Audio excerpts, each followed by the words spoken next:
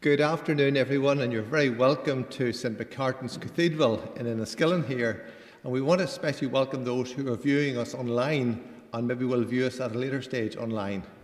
But first of all, to the guests here this evening, I want to say a special welcome to Her Majesty's representative for County Fermanagh, Viscount Brookborough. You're very welcome.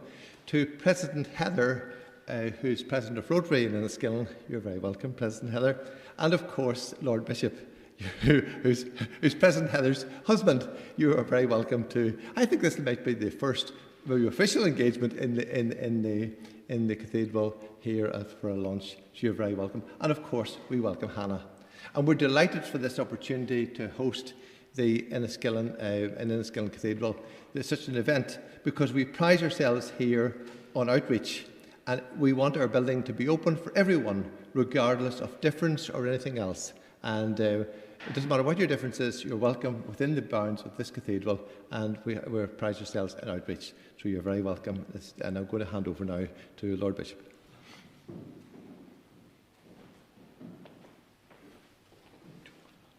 Okay. Thank you, Mr. Dean. We're going to be very formal today. Thank you for your words of welcome to all of us today. And may I add my welcome also to Hannah, and to say welcome to this diocese, this Church of Ireland diocese in the most westerly part of the United Kingdom. You've come today. And Hannah has travelled all the way from Glasgow, and she travelled by car yesterday, so she arrived quite tired after the long journey yesterday evening, and we're just delighted that she's come along and brought her artwork with her. And it is, as the Dean says, very appropriate that the Church should be associated with Hannah and with her work, with Rotary, with United Nations, with schools in the district area, and I know there's some schools represented here today by their principals, and in this creative cooperation to work together with the Syrian community who are in our midst in the district of Fermanagh and Omagh. And these portraits are of very special women. And the portraits, as you look at them, are captivating and they're very revealing. And Hannah brings across the women's undeniable beauty. She brings out their sense of yearning, I think, as you look, and also their strength and their dignity in the midst of what can only be described as inhuman and terrifying ordeals.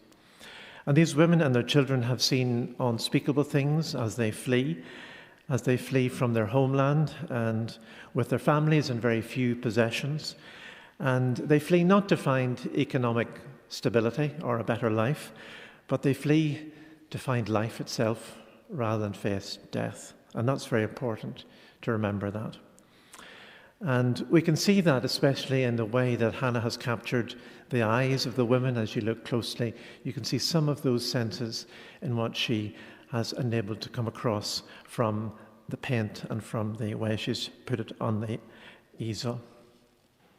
And there's something else that's special about Hannah's work, which I'm sure you'll pick up as she speaks to you, and that is her very obvious and deep spirituality.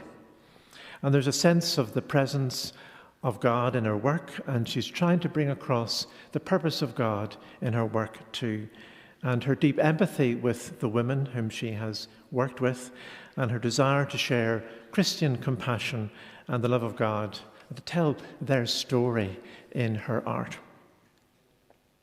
And so we've come together for a very powerful visual presentation, and also to have ourselves challenged as people of the community and as people who may belong to the church into how do we respond to what we see?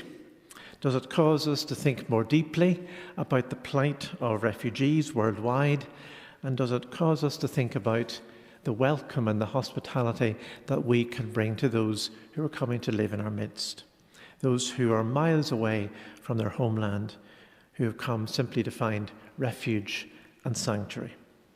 And so these portraits, I think you'll find, will give much food for thought. And I just thank you again for coming along to this lunch, for making it known to your friends and the circles that you work in.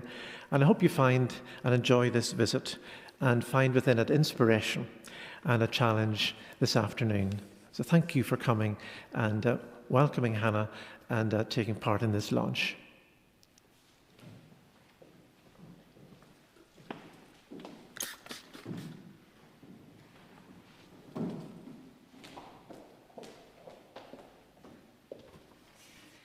Good afternoon, everyone.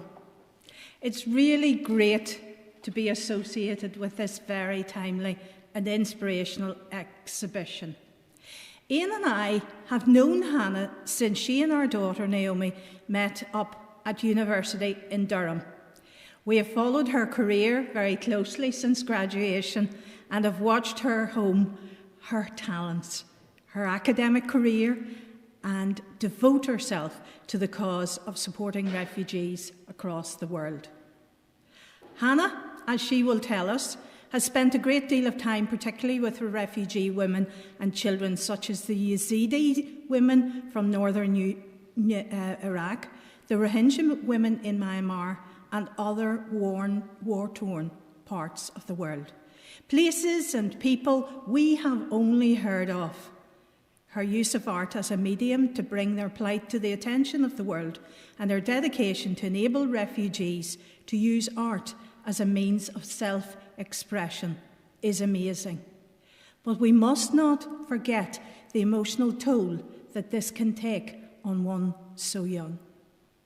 This exhibition is hosted here in St Macartans and sponsored by the Rotary Club of Enniskillen and Rotary Ireland. It comes to us through the UNHCR Refugees Week, which is celebrated right across the world.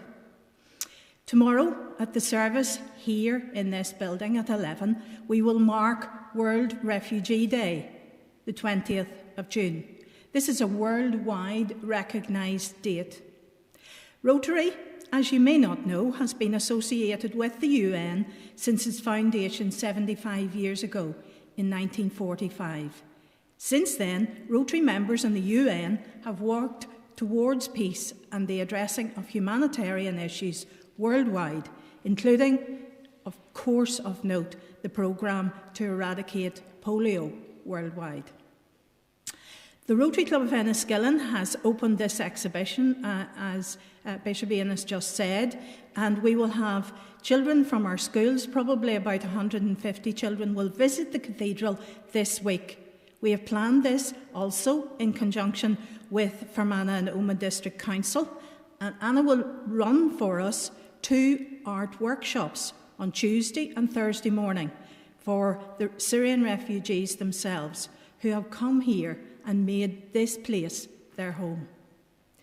The Rotary Club has helped, and we're trying to continue to help Hannah to prepare and to get some cash to prepare and to include her work and its stories in the book that she has been working on. We look forward to continuing to supporting her with this venture as she gives a voice to the voiceless. So, in conclusion, I just want to thank some people. I must thank those who have made this possible and have worked here with Rotary so willingly and enthusiastically. So I thank you all in Rotary Enniskillen and Rotary Ireland who have believed in my seemingly mad initial idea, which came across during the pandemic, and you've helped me to make this a reality. To Dean Kenny and the members of St Macartans Select Vestry for permitting us to display Hannah's art in this beautiful building. To the Good Relations team and Councillor Errol Thompson, Chairman of Fermanagh and Omagh District Council. To Garth Arnold for working and supporting this project with his IT and PR skills. And to District Governor Connie Ovison, who sadly could not be with us today. And lastly, to Bishop Ian, and most importantly, to Hannah herself. District Governor Connie Ovison has sent me a little message for you all, so I'd be pleased to read that now. It is with a heavy heart I, unfortunately, due to COVID restrictions, will not be able to deliver my speech to you in person today. And I'm very grateful for President Heather to accommodate this task, not only on her behalf, but more on the behalf of Rotary Ireland. The celebration of the 75th anniversary is being marked soundly today.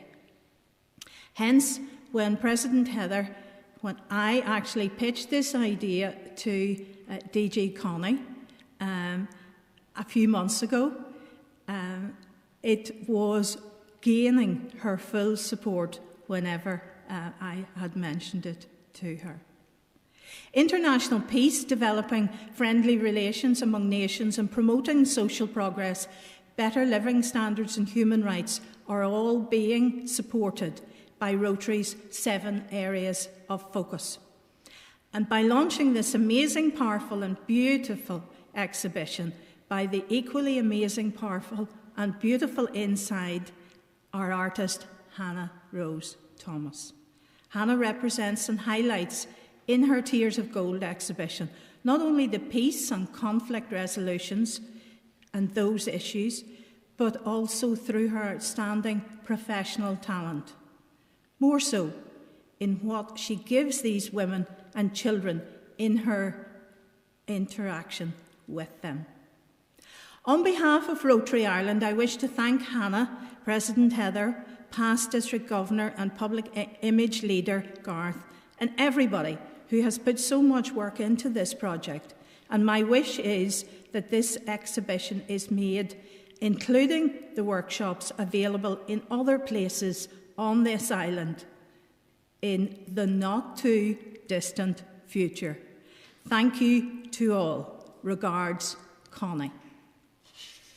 So thank you for Connie's message. I would now ask you, Councillor Earl, if you would come and speak to us, please.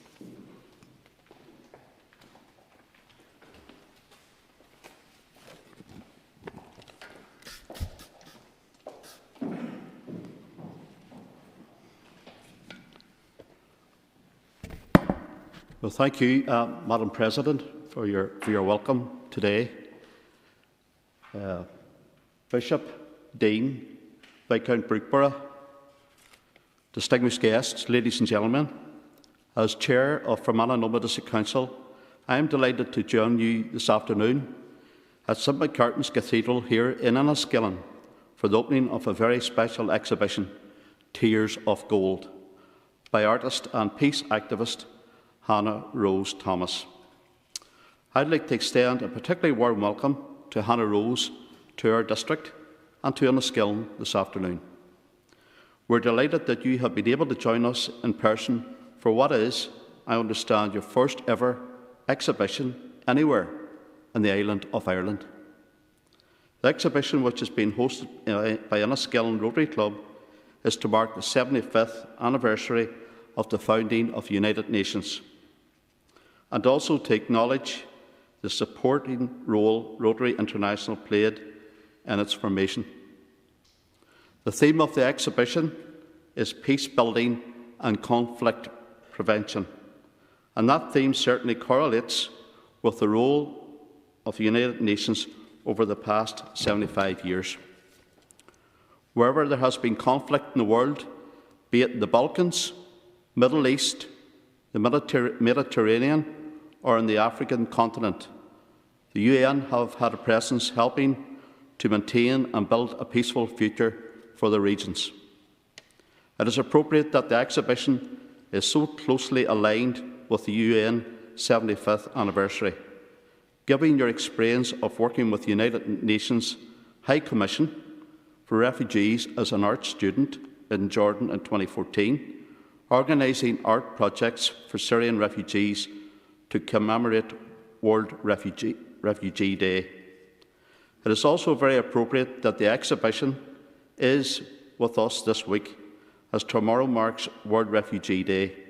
And I understand, Hannah Rose, that as part of Refugee Week, supported by Fermanagh and Omagh District Council, you will be delivering the 2 workshops with some Syrian refugees who now call the Fermanagh and Omagh District home.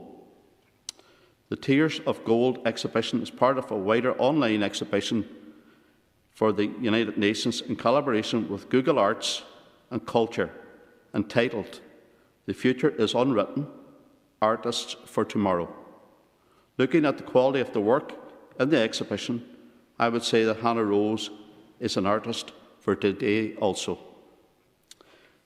The artist's work draws on her previous experience organising projects for Syrian refugees in Jordan, Yazidi women in northern Iraq, Rohingya children in refugee camps on the Myanmar border, and the survivors of Boko Haram and Fulani violence in northern Nigeria. It was Norwegian playwright Henrik Ibsen who first said, "1,000 words leave not the same deep impression as does a single deed," which has over time been paraphrased into "a picture paints 1,000 words." I read an interview that you gave with Jonathan Evans in November last year that you wanted your work to be a voice for the voiceless. In my humble opinion, your art speaks so eloquently on behalf of your subjects. Hannah's portraits have been exhibited in many wonderful locations, including the Houses of Parliament, European Parliament and Westminster Abbey, and now the beautiful and sacred surroundings of St Macartn's Cathedral in Enniskillen can be added to that list. Hannah, we are delighted to host this wonderful exhibition in our district, and I would like to congratulate Enniskillen Rotary Club, supported by Rotary Ireland, in securing this wonderful exhibition. I would also like to thank the officers of Enniskillen Rotary Club for the kind invitation to participate in this afternoon's event. The exhibition runs here in the Cathedral until Saturday the 26th of June, and I would encourage you to tell your friends about it and take time to visit and view. Thank you.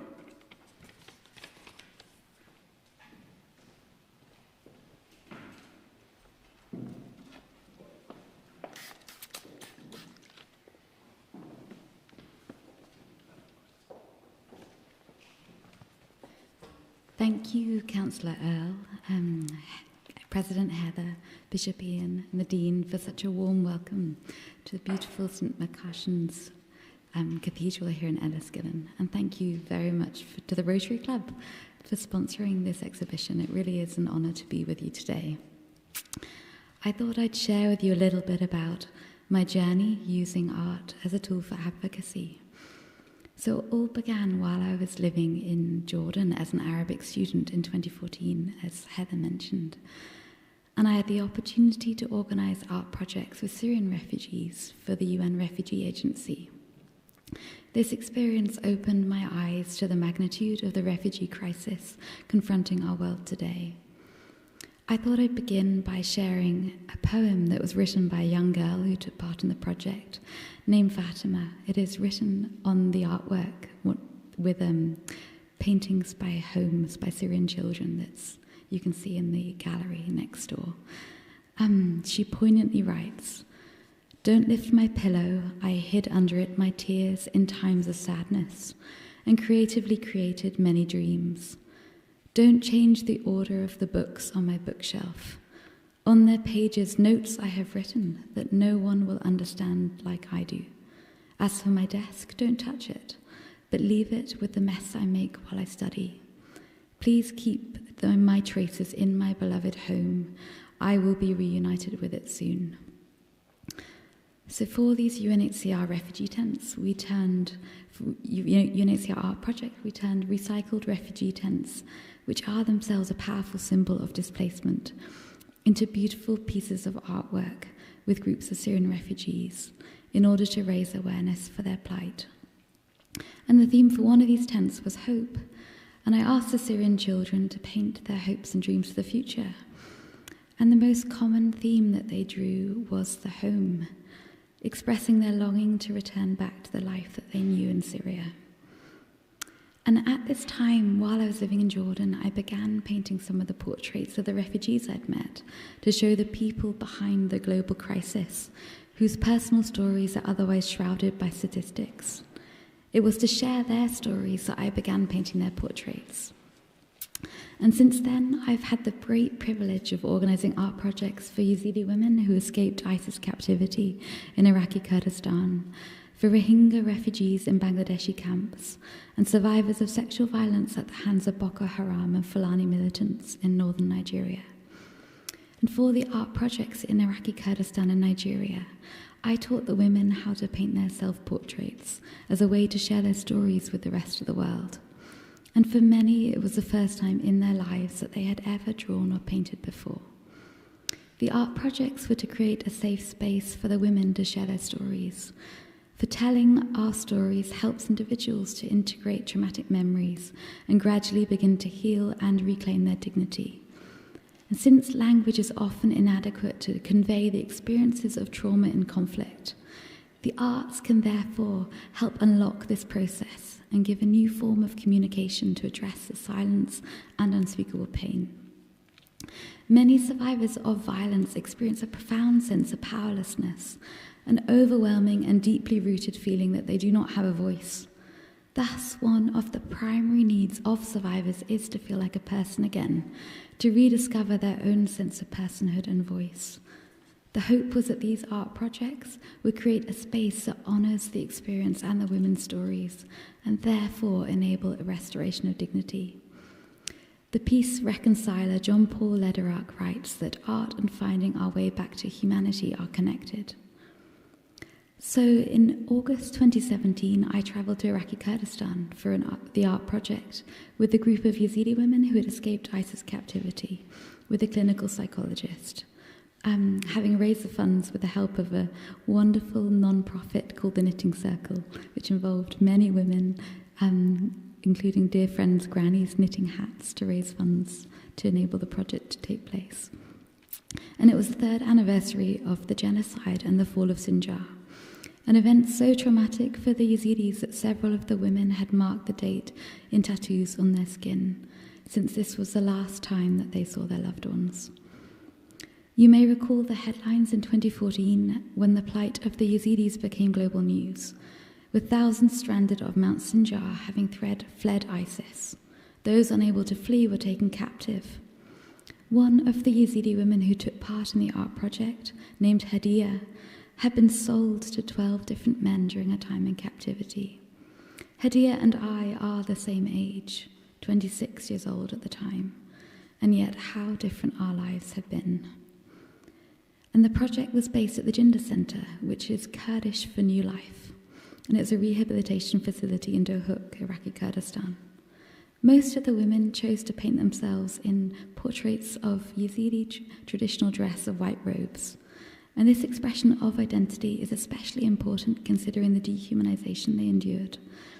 And many painted tears of gold to convey their grief for loved ones lost or still in captivity. And this is what inspired the title for the exhibition.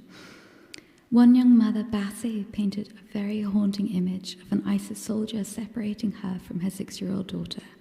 She said, "They took her out of my hands and put her into the hands of the enemy. Every day and night I imagine what Daesh are doing to her." Bassett escaped, but her daughter did not. Then, at the end of our time together, the women asked whether I would paint their portraits, which felt an incredible privilege to be trusted to share their stories in this way.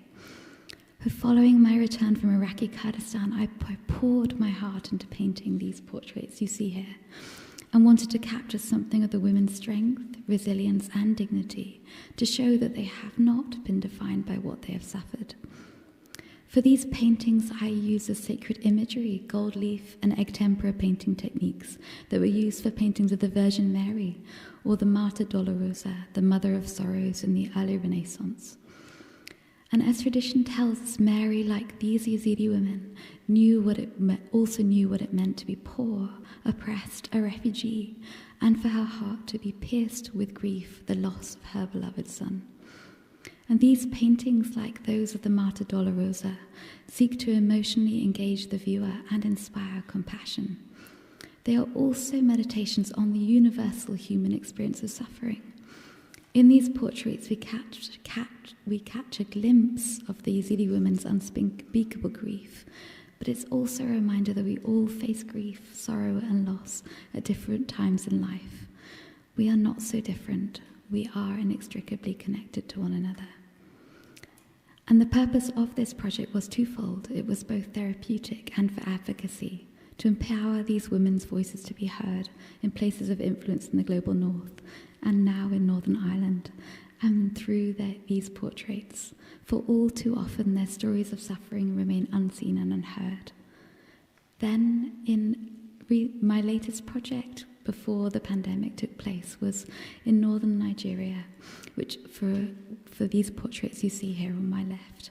And it was part of an Open Doors trauma healing program for Christian women who were survivors of sexual violence, either at the hands of the militant Fulani herdsmen or the Islamic extremist group Boko Haram.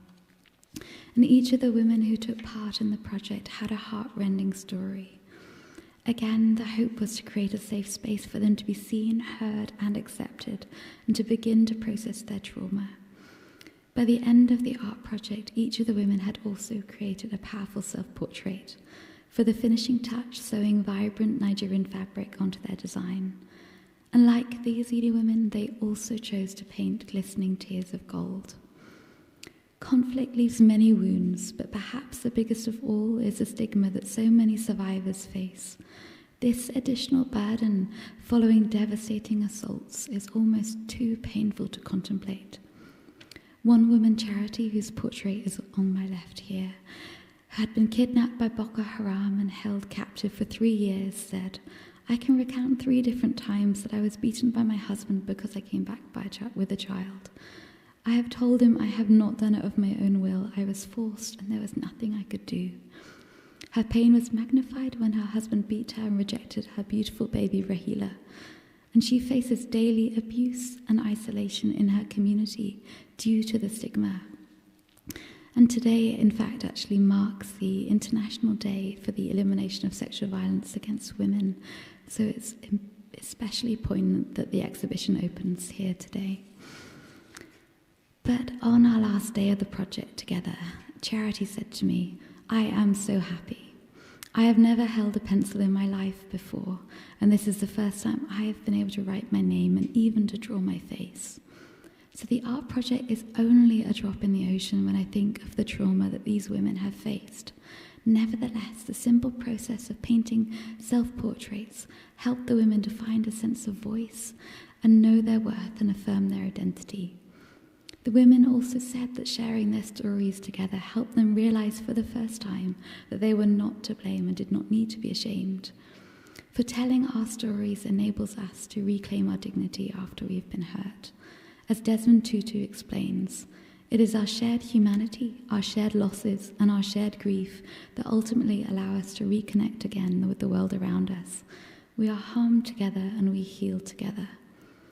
But by the end of the project, the women were all laughing and dancing and singing together, and it was a complete transformation from our first day. And to return to the theme of home that I began this talk with, especially poignant since tomorrow marks World Refugee Day. John Paul Lederach writes that home often serves as a relational metaphor of feeling surrounded by love, a sense of well-being and unconditional acceptance. However, violence destroys that feeling and the capacity to be oneself without mistrust or pretension. It destroys a sense of at-homeness.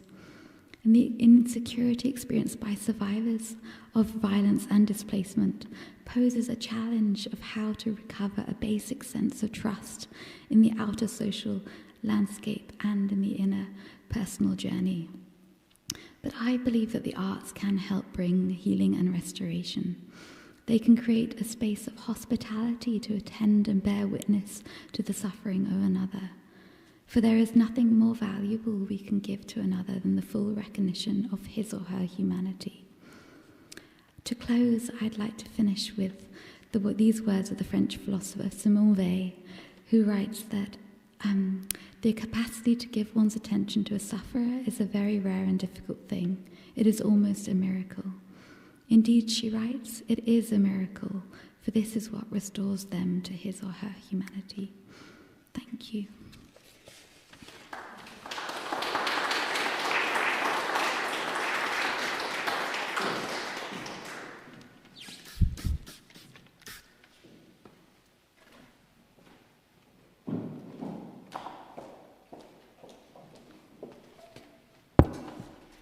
Thank you very much, Hannah.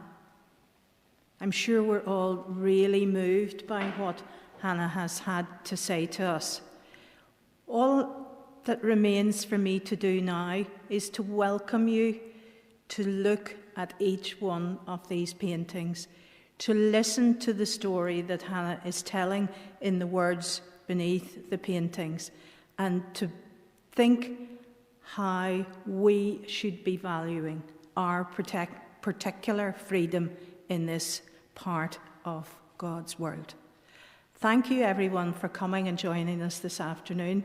I trust that you will spread the word, and we're looking forward to lots of people coming and chatting to Hannah, and the joy of seeing the children do some of that thinking about other people outside of themselves and their classrooms. So we're looking forward to the entire week. Thank you very much, Councillor Earl, to Hannah, and to others who have come and made this a very special event. You're welcome. Visit the paintings. Thank you.